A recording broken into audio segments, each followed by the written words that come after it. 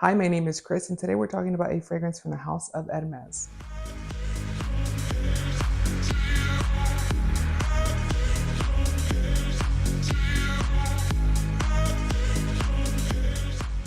So on today's video, we have a beautiful Hermes fragrance. This fragrance was launched in 1979, so it has been around the block a couple of times here or there. It is still a top-selling fragrance for the house of Hermes. It's not as popular as other fragrances such as H22, Terre d'Hermes, Twilly. Those fragrances are obviously mainstream fragrances. This is also considered to be a mainstream fragrance, but it is part of their cologne line. So this is what the box looks like. You get that traditional Hermes color with the beautiful Hermes logo down here.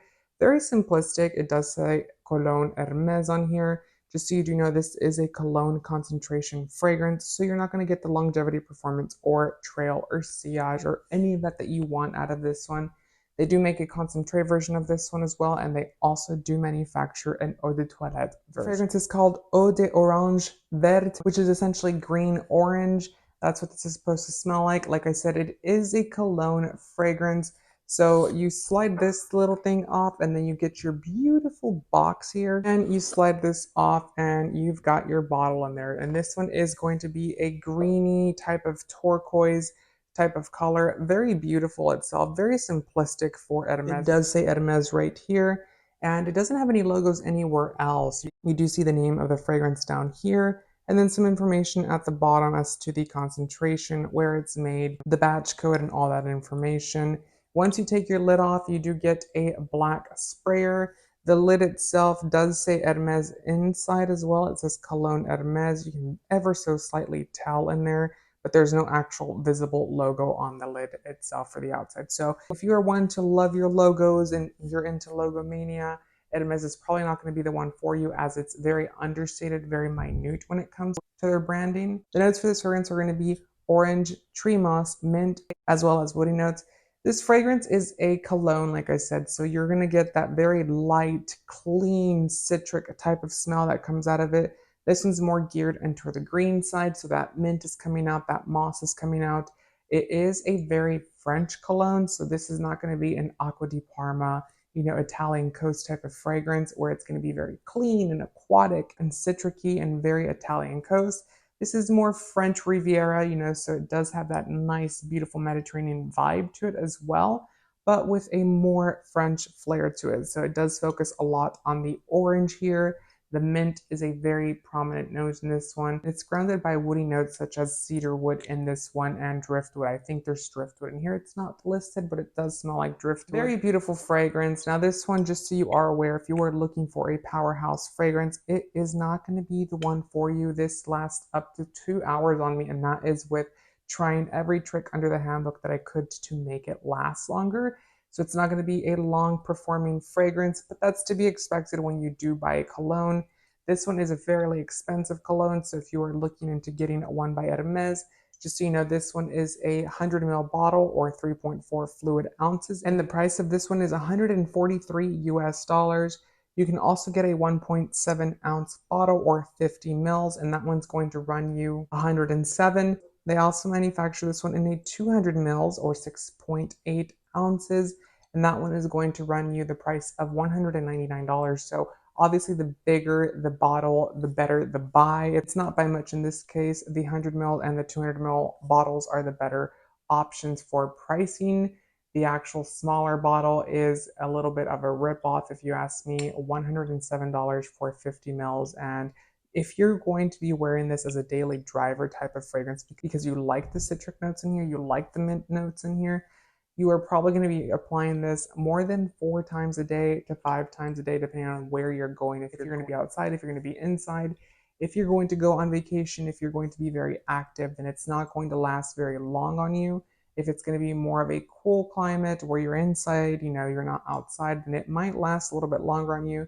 But do bear in mind that it is an eau de cologne, and with that being said, that's the reason why they make a concentration version as well as an eau de toilette version for this one, for those people that want this fragrance, but they want it to have more projection, longevity, and trail. To me, this fragrance is very nice. I do like it quite a bit. Now, the thing, it kind of reminds me of Dior Homme Cologne. Obviously, this one came out prior to that one, And this one itself kind of leans more into the orange notes. Like I said, it doesn't really gravitate towards the bergamot, which is something that we typically get in colognes. We get ones that are very much into the bergamot elements, into the rose elements, into the kind of like seashore type of vibes. Now, this one does have that clean, zesty feel to it, but it does have more of a Saint-Tropez type of vibe to it, where it's a little bit more chill, more relaxed, more down to earth.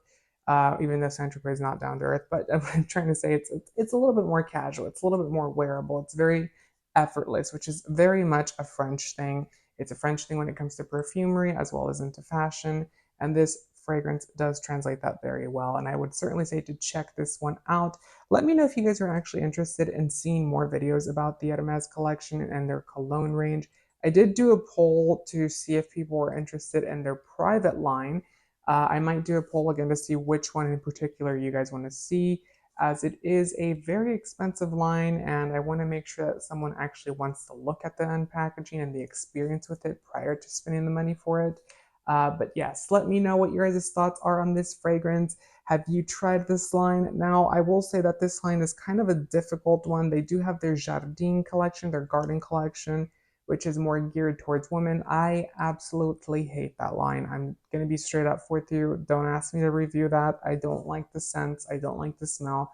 I think it's a bunch of crap for the price point that they're charging. But with that being said, they do make some masterpieces in this range, such as Rockabar, which I have been looking up, right, center, everywhere for that fragrance because it's so good. It is an Hermes fragrance. It's one of those that has that beautiful little red sticker on here, and it's a transparent bottle.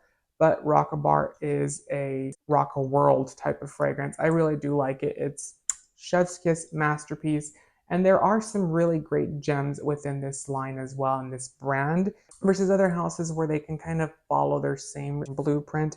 This one does have a house code that it follows, but Hermes is fairly refined, fairly soft. You're not going to get anything that's going to be too loud, too over the top, or too offensive. So it's fairly likable.